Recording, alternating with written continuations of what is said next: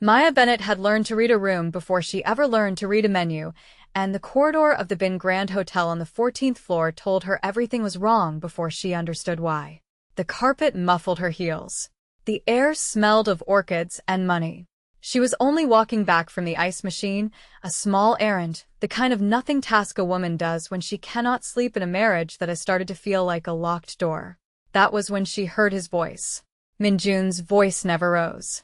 That was the first thing she had learned about her husband 3 years ago, in a restaurant in Los Angeles, Koreatown, where he had ordered for the table without asking and somehow made it feel like a gift instead of an insult. He spoke the way other men held knives, controlled, exact, never a wasted syllable.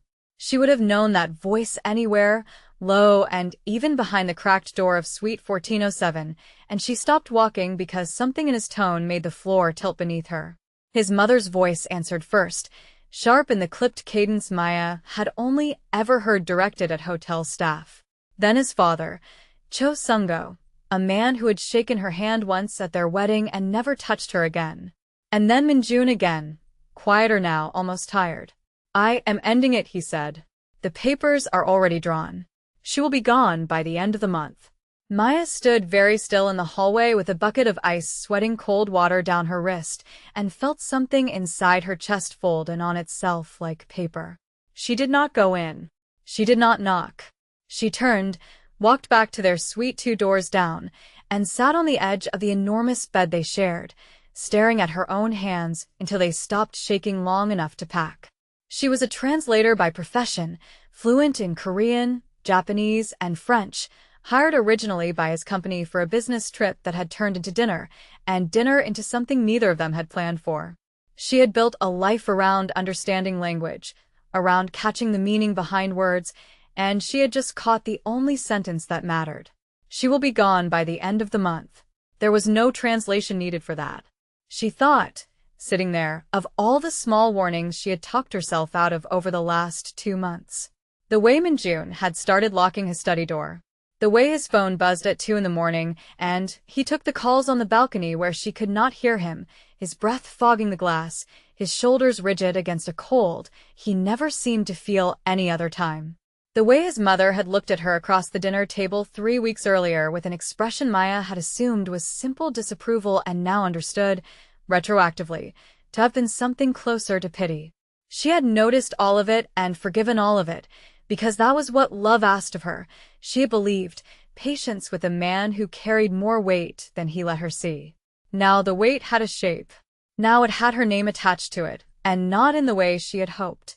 She packed only what fit in one bag. She left her wedding ring on the nightstand because she could not stand to feel it against her skin one more hour. She did not cry until she was in the elevator, alone, watching the floor numbers fall, and by the time she reached the lobby, she had wiped her face clean and set her jaw the way she always did when the world tried to break her. What she did not know, what she could not have known standing in that hallway with ice melting down her arm, was that the man she married had spent the last 6 weeks fighting a war she was never supposed to see. 3 days earlier, Minjun Cho had stood in his office on the top floor of a building that bore his family's name on nothing, because men like him did not put their names on buildings, and listened to Ji Dae-ho explain, calmly, over a secure line, exactly what would happen to Maya if Minjun did not step down from his position within the organization his father had built across 2 decades and 3 countries. "She is a beautiful woman," Dae-ho had said, in that way he had of making a compliment sound like a threat. It would be a shame if something happened to a woman who married into this life, without understanding what it costs. Minjun had not raised his voice then either. He never did. But the lieutenant standing beside his desk would later tell people that the temperature of the room seemed to drop 10 degrees, and that Minjun's hand, resting flat on the glass desk, had gone white at the knuckle, without ever curling into a fist. "He is going to come for her," Minjun told his parents 2 nights later in that hotel suite, because Dae-ho's men had already been spotted twice near the parking structure of Maya's translation office, because a car with plates that did not exist in any registry had idled outside their building for 11 minutes on Tuesday, because the man who wanted Minjun's territory had made it clear that the fastest way to bring a king down was to take what he loved. "I am ending it," Minjun had said, and the papers on the table were not divorce papers. They were the deed to a property in Portland under a name that was not Maya's, under a shell company that traced back through 4 countries before it disappeared entirely, a place with new identification, a clean bank account, a life built from nothing that Daeho would need years to find, if he ever found it at all. She will be gone by the end of the month, meaning gone from danger, meaning safe, meaning alive, and his mother had been arguing that a woman who did not know the truth could not be trusted to disappear convincingly, that the kindest cruelty was to let her hate him instead of fear for her life, and his father had said nothing at all, because his father had learned long ago that loving someone in this world sometimes meant destroying the thing you built with them to keep them breathing. Maya knew none of this. Maya only knew the sentence that had reached her ears, stripped of every context that would have changed its meaning, and by the time Minjun walked back into their suite that night, humming with the exhaustion of a man who had just agreed to burn down his own marriage to save it, she was already gone. He stood in the doorway of the empty room for a long time. Her ring sat on the nightstand, catching the lamplight. Her side of the closet had been stripped bare in the time it takes most people to shower. He picked up the ring, turned it once in his fingers, and felt something in his chest that he had not felt since he was a young man standing over the body of a woman he had failed to protect a decade before Maya Bennett ever walked into his life. That was the moment everything changed, though not in the way either of them expected. He called his head of security first. Then he called Daeho second, a man named Taeyong who owed Minjun a debt older than Maya's marriage, and asked him one question. "Has anyone touched her?" "No," Taeyong said. "But they know she's alone now. That makes her easier." Minjun was already moving before the call ended, coat over one arm, gun secured at his hip beneath the tailored line of his jacket, jaw set in the particular stillness that his men had learned meant someone was about to die. Maya, meanwhile, had made it as far as a 24-hour diner 3 blocks from the hotel, the kind of place with sticky vinyl booths and a waitress who called everyone honey without meaning anything by it, and she sat with a cup of coffee going cold in front of her, and tried to figure out where a woman goes when the life she built collapses at 11 at night with nowhere open and no one to call. Her sister was in Atlanta. Her mother had passed 2 years earlier. Her friends, the real ones, had mostly fallen away in the way friendships do when you marry into a world with armed men at the door and dinners you cannot discuss with outsiders. She realized, staring at the coffee, entirely alone. She noticed the man at the counter before she understood why she noticed him. He was too still. Everyone else in the diner moved the way tired people move at midnight, restless, fidgeting. But he sat with his hands flat on the counter and his eyes on the door, and when the door chimed and 2 men in dark coats walked in, he did not look surprised, only alert, the way a soldier looks alert, and Maya felt the old instinct she had learned from 3 years of watching Minjun's world without ever fully belonging to it. Something was wrong. The 2 men did not order food. They walked the length of the diner slow, scanning booths, and Maya understood with a cold drop in her stomach that they were scanning for her. She did not wait to find out if she was right. She left a 10 on the table, grabbed her bag, and walked toward the back where a hallway led to restrooms and, she prayed, an exit. There was an exit. There was also a hand that closed around her wrist the second she pushed through the door into the alley, and she spun with her keys jammed between her knuckles the way every woman is taught and never expects to use, ready to fight, ready to scream, and stopped cold when she saw who was holding her. "Minjun, get in the car," he said, and his voice had none of its usual stillness now. It was low and fast and urgent in a way she had never heard from him in 3 years of marriage. "I heard you," she said, even as he pulled her toward the black car idling at the mouth of the alley, even as his hand found the small of her back and pressed her forward with a pressure that was not gentle but was not cruel either. It was the pressure of a man moving a woman out of the path of something he could see and she could not. "I heard you tell your parents you were ending it." "Get in the car first," he said. "Then ask me anything you want." The 2 men from the diner came through the back door a heartbeat later, and Maya would replay what happened next for the rest of her life in fragments, because it happened too fast to process as anything but sensation. Minjun's body angled between her and the door before she had even registered the men's hands moving toward their coats. A sound, sharp and close, that she would later understand was a suppressed gunshot from Minjun's own weapon, fired not at the men themselves, but into the brick beside the nearest one's head, close enough to make him flinch and drop back through the doorway, buying 2 seconds that felt like 10 minutes. Move, Minjun said, and this time it was not a suggestion, and Maya moved, because some animal part of her brain had already decided that whatever was happening, whatever cruelty she had overheard in that hotel suite, the man beside her was not currently trying to hurt her. He was trying to keep something else from hurting her, and those were not the same thing. The car pulled away from the curb before her door had fully closed.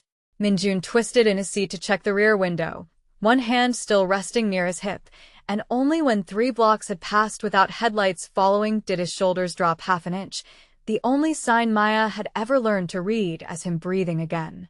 Talk, she said, because the silence in that car had become unbearable, because she had left her wedding ring on a nightstand 2 hours ago, and now she was in a car with the man who put it there, watching him check his mirrors like the world was still trying to kill them.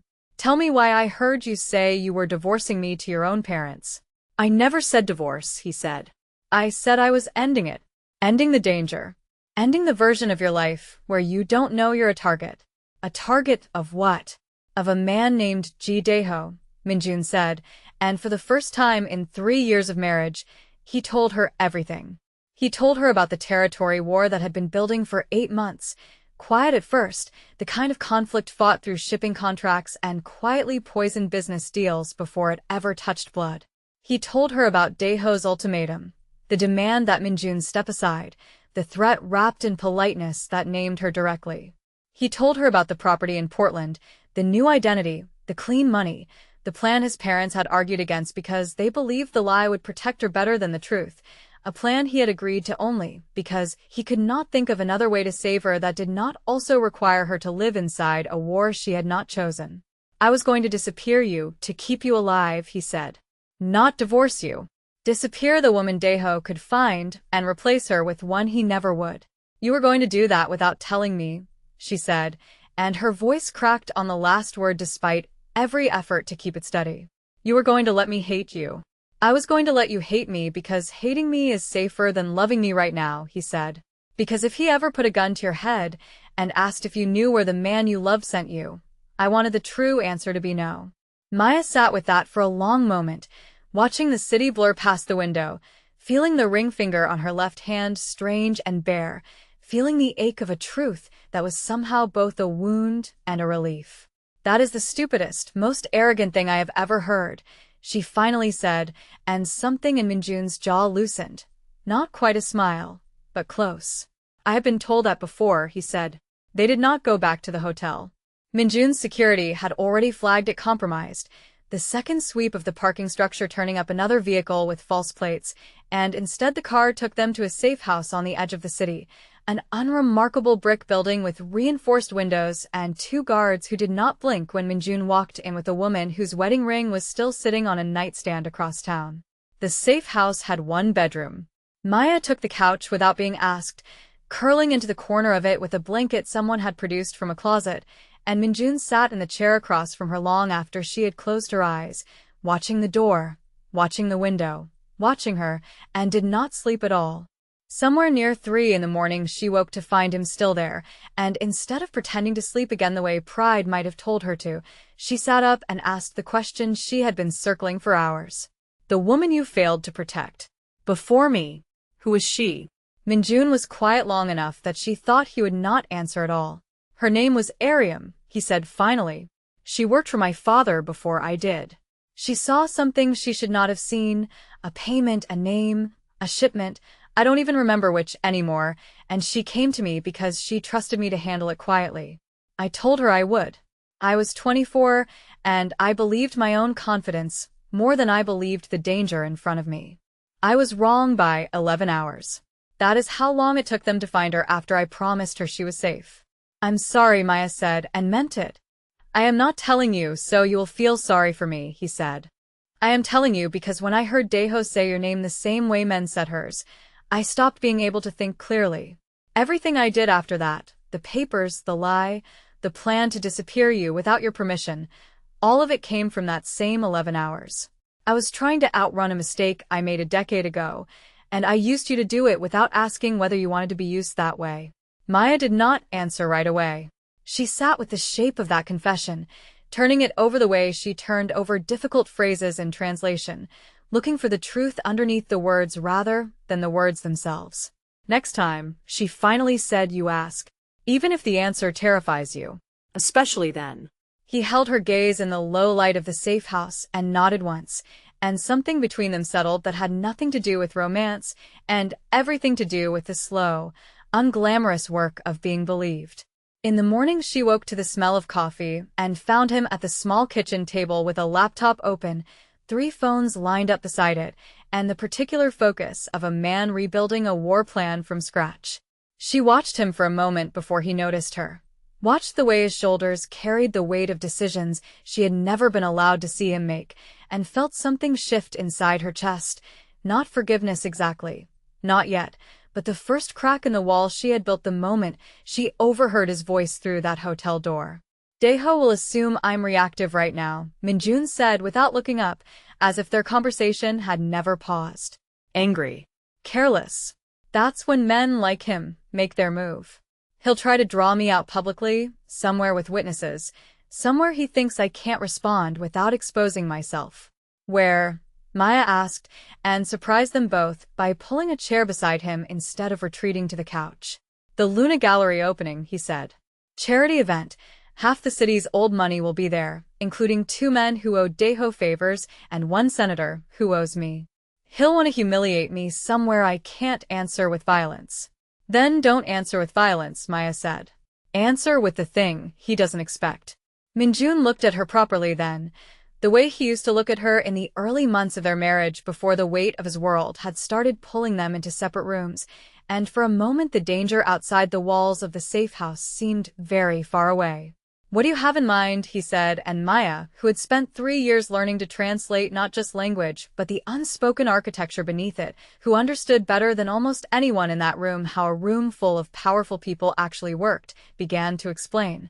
She had spent 2 years attending events exactly like the Luna Gallery opening as Minjun's wife, smiling at senators, translating for foreign investors, memorizing the particular currency of that world, reputation, appearance, the fear of public shame. Daeho wanted to humiliate Minjun in front of witnesses who mattered. So let him try, and let those same witnesses watch him fail. By the time the gallery opened its doors 3 nights later, the plan had been built in careful layers.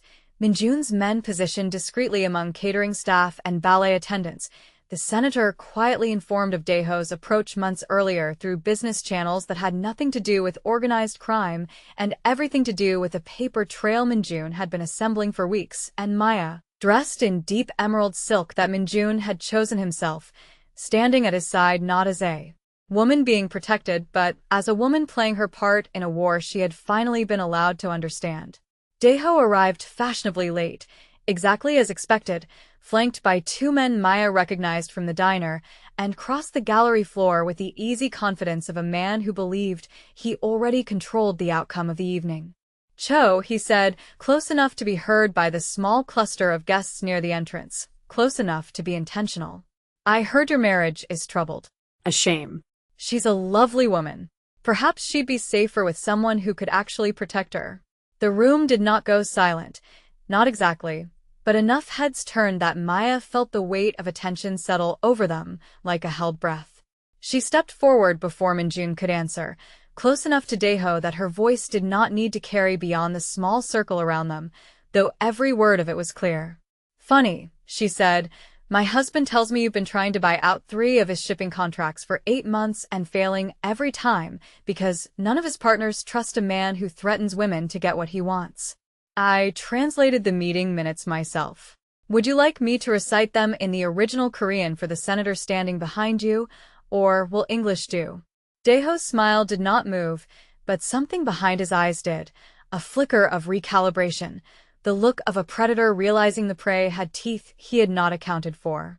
"You should be careful," he said quietly, only to Maya now, the charm gone from his voice entirely. "This world is not kind to people who involve themselves in things they don't understand." "I understand plenty," Maya said. "I understand that you came to a public event to humiliate a man in front of people whose good opinion he needs, and instead you're standing here explaining yourself to his wife." That's not a position of strength. That's the position of a man who's already lost and doesn't know it yet. The senator, close enough to have heard every word, chose that exact moment to approach with a warm handshake extended toward Minjun and a pointed, cooling glance toward Daeho, and within minutes the tide of the room had turned so visibly that Daeho had no choice but to retreat toward the bar, his composure cracking at the edges in a way his own men clearly noticed. That was not the end of it. Men like Daeho did not simply absorb public humiliation and walk away.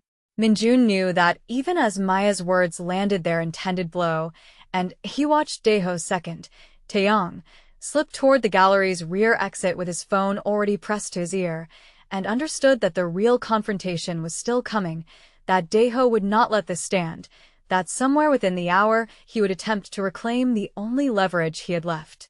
He found Maya 20 minutes later near the gallery's private courtyard, catching a breath of air away from the crowd, and the look on his face told her before he said a word that the danger was not over. "We need to go," he said, but the words had barely left his mouth when the courtyard side gate swung open and 3 men stepped through it, Daeho among them now, gun already drawn, his careful composure fully abandoned. "You made me look weak in front of people who matter," Daeho said, and his voice had lost every trace of the polished threat from earlier, replaced now with something rawer, more dangerous. "I was going to let you walk away from this with your territory intact if you stepped aside quietly. Now I'm going to take everything, starting with her." Minjun's body moved before his voice did, placing himself fully between Maya and the gun, and in the space of a single held breath Maya understood that this was the moment the entire story of her marriage had been building toward, the moment she could either freeze or act, and she had never once in her life chosen to freeze. She did not have a weapon. She had, instead, 3 years of translating rooms full of powerful men, of understanding exactly which words landed and which ones bounced off, and she used the only tool she had ever needed. "Your own men followed you here without backup from the rest of your organization," she said loudly, clearly, aimed not at Daeho but past him, at the 2 men flanking him, whose hesitation she had noticed the second they stepped through the gate. "That's not loyalty. That's a man burning through the last of his resources, because he knows he's already lost the war. Whatever he promised you for tonight, he can't deliver it, because there won't be an organization left for him to lead by morning." It was a gamble built on nothing but instinct and the small, telling hesitation she had read on the faces of Daeho's men, but it landed exactly as she intended.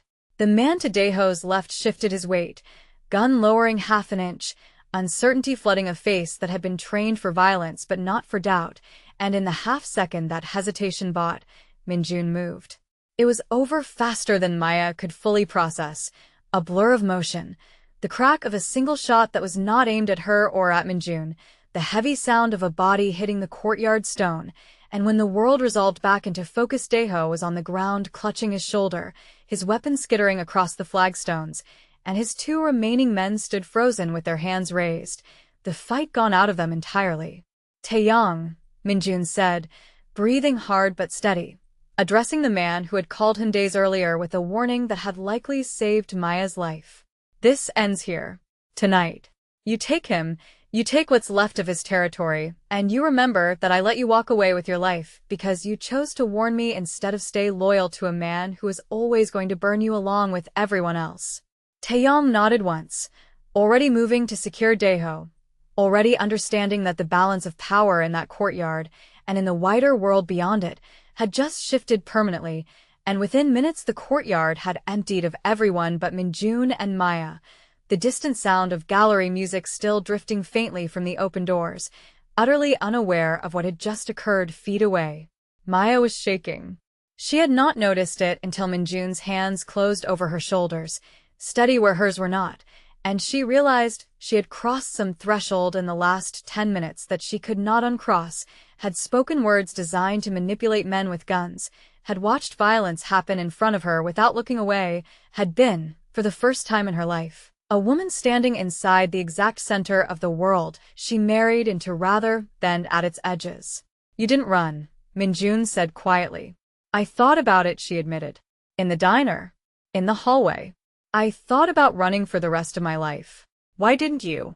Because running doesn't fix anything, she said. It just delays the moment you have to face what's actually true. And the truth is, I heard the worst possible version of a sentence and built an entire ending around it without asking you a single question first. That's not something I'm proud of. I gave you every reason to believe it, he said. I should have told you the truth the day Daeho first threatened you. I let my fear make the decision instead of trusting you to make it with me.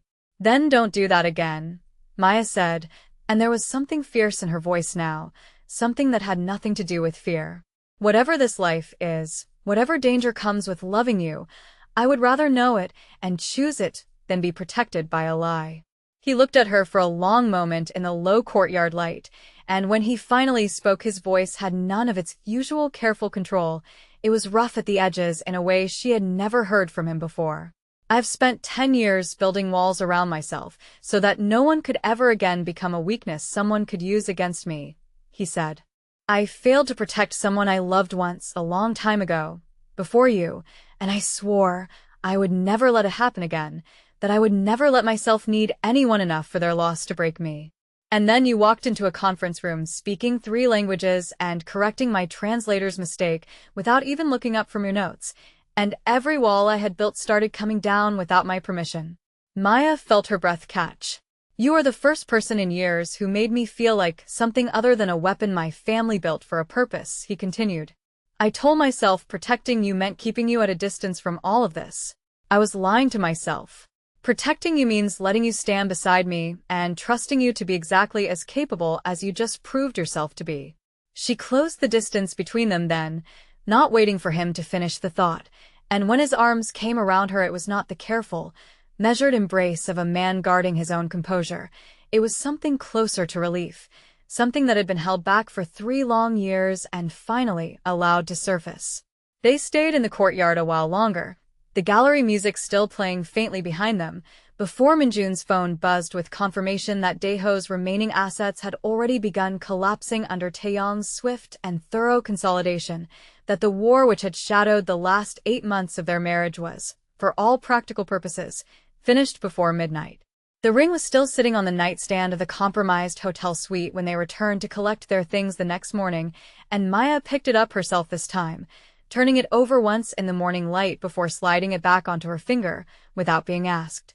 I heard you tell your parents you were ending it, she said, watching him watch her hands. You were right. Just not about the part you meant. What do you mean? He asked. You ended the version of this marriage where I don't know the truth, she said. Good. I never wanted that version anyway.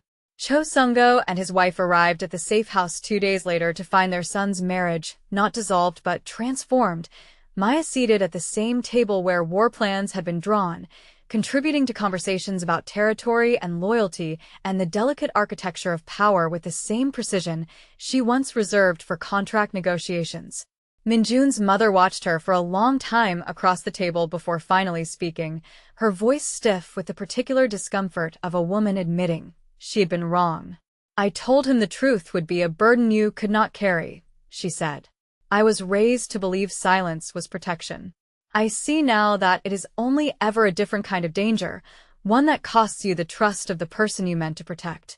Maya did not rush to forgive her, but she did not turn away either, and something between the 2 women shifted quietly toward the beginning of respect, the kind that would take years to fully build but had, at least, finally started. Cho Sung-go said less, as he always did, but he shook Maya's hand a second time before he left, longer than the first, and told her that his son had chosen well, twice, once when he married her and once when he finally trusted her enough to let her fight beside him instead of behind him. Months later, long after Daeho's name had become a quiet footnote in a territory dispute no one outside the organization would ever hear about, Maya stood on the balcony of a new penthouse that overlooked a city skyline neither of them had chosen to hide from anymore, watching the lights come on one by one as evening settled in, and felt Minjun's presence behind her before his hands found her waist. Do you ever regret it? He asked. Staying. Knowing everything now instead of the version I tried to protect you from. Maya considered the question honestly, the way she considered everything, weighing the words before she spoke them. I regret the version of myself who almost ran without asking a single question, she said. I don't regret this. I don't regret choosing to understand the whole truth instead of the comfortable lie.